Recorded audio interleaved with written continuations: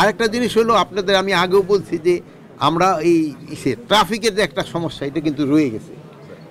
যদিও এই রাস্তা যানজটের সমস্যাটা আমার স্বরাষ্ট্র মন্ত্রণালয়ের একা কিন্তু দায়িত্ব না, এটা কিন্তু অন্যান্য মন্ত্রণালয়ের দায়িত্ব রয়ে গেছে, তবু আবার স্বরাষ্ট্র মন্ত্রণালয় কিন্তু এর সাথে জড়িত।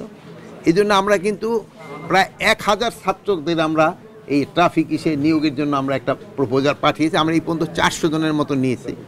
প্লাস আমরা আরেকটা প্রপোজালও আমরা পাঠিয়েছিলাম, মানে পাঠিয়েছি যেমন ওই রিটায়ার্ড আমাদের police, BGB, Ansar, army, navy, এয়ারফোর্সে থেকে তাদের থেকে কিছু রিক্রুট করে এই ট্রাফিক ডিউটিতে লাগানোর জন্য।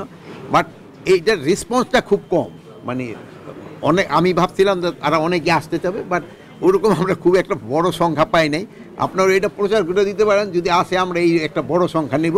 বাট আপাতত আমরা 50-60 জনের মতো পাইছি। আমরা পাইলে হয়তো আমরা চেয়েছিলাম যে অন্তত 500 জন দিয়ে প্রথম শুরু করি এই ট্রাফিকে, বাট এই সংখ্যাটা পাওয়া যায় না।